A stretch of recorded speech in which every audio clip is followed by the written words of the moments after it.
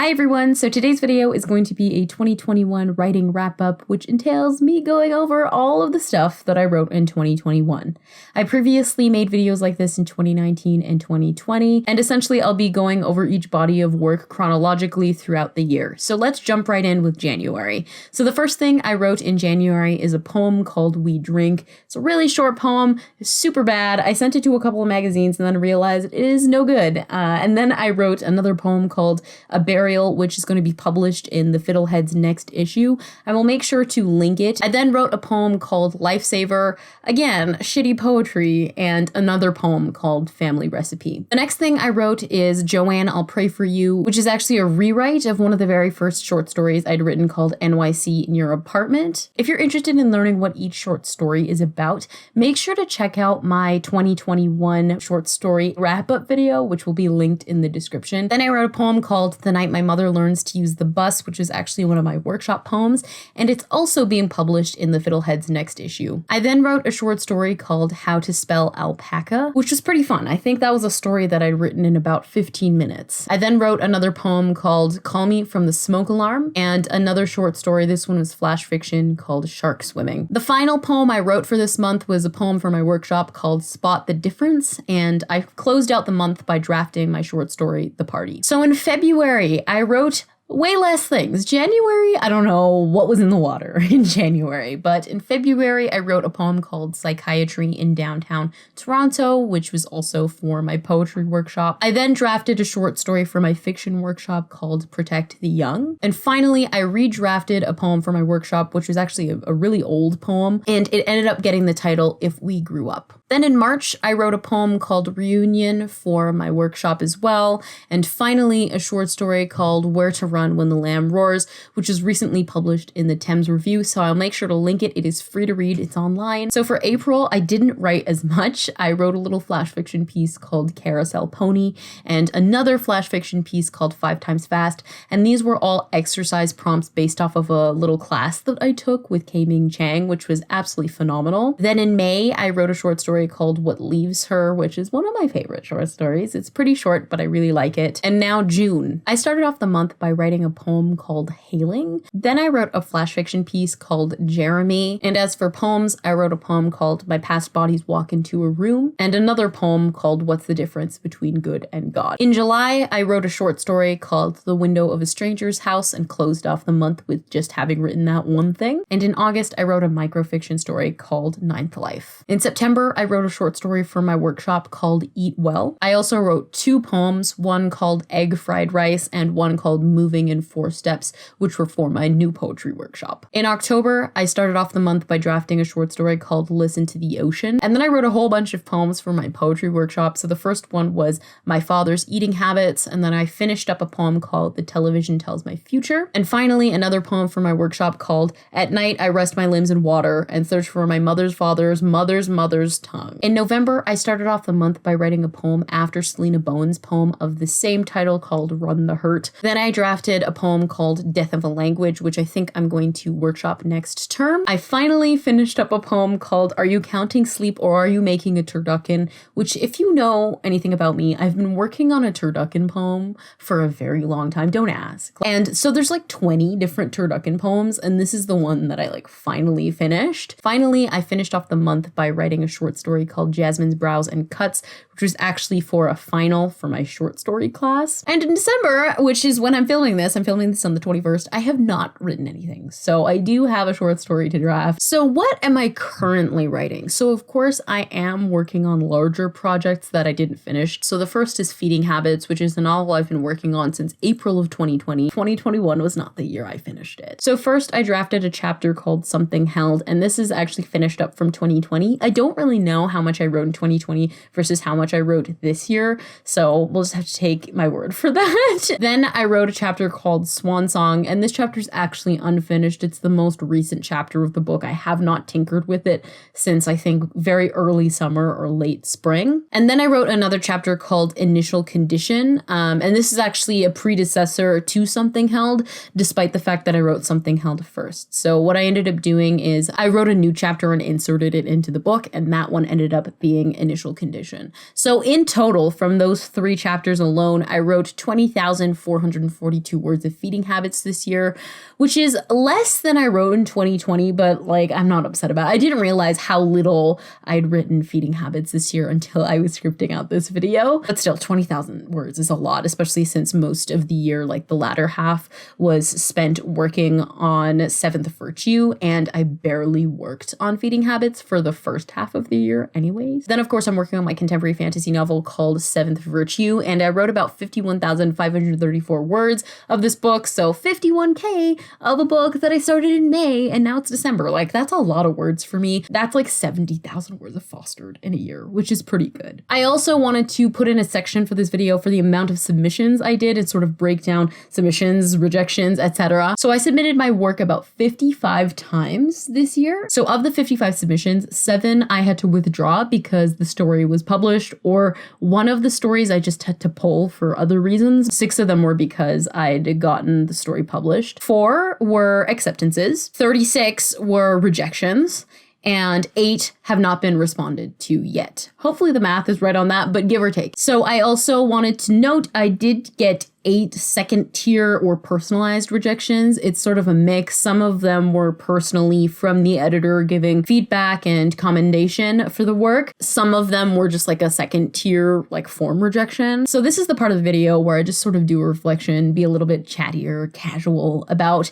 how did I develop as a writer in 2021? Because I feel like a completely different writer now. First of all, let's just sort of talk about confidence versus imposter syndrome, how that has gone for me as a writer this year, because I feel like there's a huge difference. So, 2020, I had just come off my first year, and I think when I entered first year, I'm a writing major, I had a lot of confidence, but it was sort of pressure. That's where I was when I was like 18. Of course, my first year ended in April of 2020. And in the limbo, I started working on feeding habits, blah, blah, blah. And 2020 was just a roller coaster, I think, for my confidence. Feeding habits, just wow, it knocked the wind out of me in terms of confidence. And I think 2021 was the year where I just wanted to start recovering from some of that. And I definitely did. It wasn't easy. It's taken me a really long time to be at a place where I feel generally confident. And I don't think it's ego or pressure that I feel. It might be a little bit, but for the most part, I do feel pretty secure in my writing. I will leave a video where I sort of talked about imposter syndrome. It's one of my more recent uploads in the description if you missed it. But that was a big thing for me in 2021. I'm focusing less on sort of either proving to other people that I am a good writer. And I also found I wasn't as hard on myself if the work was not good. I do credit a lot of that to starting 7th Virtue. So I started 7th Virtue in May of 2021. And that was the project where I was I don't want to focus as much on is this literary? Is this award winning? I wasn't as focused on that. I really worked hard to just kind of put my heart on the page when it came to that book. And it's still really hard. It's still something that I have to struggle with. So I mentioned genre a second ago with is this literary? So let's talk about genre snobbery and how I kicked my genre snobbery to the curb, and more how it was kicked out of me. I was a little bit of I was a literary snob, I think, for a long time. I think growing up, I've been a writer for a long time. I started writing young adult genre fiction when I was 12, and when I was about 16, I discovered the world of literary fiction, adult literary fiction. And don't get me wrong, I like adult literary fiction, but I think 2021 is the year I started having some qualms. I've talked about this in a video. I'll link it below. How do I fit in it as a woman of color? The expectations of what I should be writing versus what I want to write. How will people perceive me in a literary space, which is extremely white? So I was in a workshop, and this prof really changed my ideology, I think, when it comes to genre, even though I was very stubborn about it. And obviously learning literary will teach you things, but learning genre will teach you things that you need if you want to write a book as well. So it's not one or the other. I realized, like, because I started writing when I was super young, like, I had seen literary as like a very like cool thing, like that's the cool thing to do. And so instead of it being something I really enjoyed, it was just something that I thought would make me cool to enjoy. And it's not that it's like something that I'm not interested in at all. I write literary short fiction, but when it comes to the novel, it's something that I am no longer exclusive to. So I would not say that I'm just a literary fiction writer. That used to be a huge part of my identity because it makes sense. I was 16 when I started writing lit fic. Like, everything is a part of your identity when you're 16. So I made it a huge kind of character trait. And now that I'm older, I don't care for that as much. Not that that's a bad thing, but yeah, I wouldn't call myself an exclusive literary fiction writer anymore. I'm open to writing all genres and age categories. Before I was like literary fiction, adult only. I don't want to talk or read about anything else. And now I am over that. I think I am very interested in reading tons of stuff. I've gone back into reading YA this year, which is a magnificent thing. If you told 2020 Rachel, like 2019 Rachel even, that this is where she'd be surprised. But I can tell you, like, I'm so much happier now. I also sort of became the queen of short fiction. I say that sarcastically. It's not true. I'm not the actual queen of short fiction. Don't come for me. It's fine. But I actually started a goal to write a short story every single month. I saw Susan Dennard had like posted about it, and I was like, okay, I will do this. I thought it sounded impossible. Me at the beginning of the year being like, I could never do that.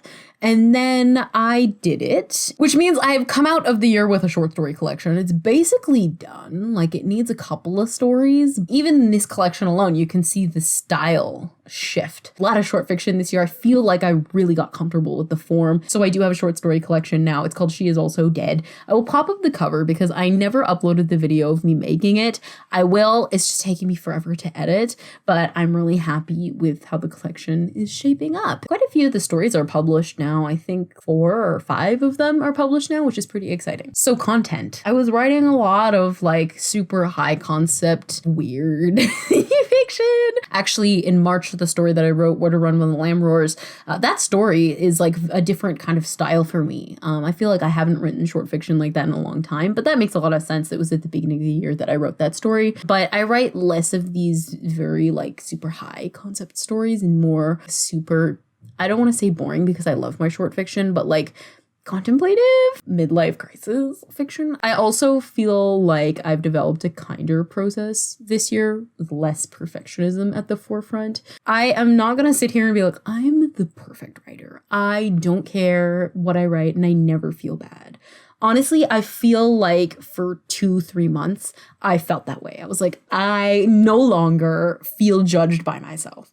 And then in about like October or November, when short stories became harder for me to write because I was really burned out, I was like, yeah, never mind. I definitely feel bad like everybody does. It's very normal, but it's not impeding my life or my ability to create anymore. I remember I used to crawl under the covers and cry when writing wasn't working for me. And now I have not done that. I don't think I've done that this year. So yay me.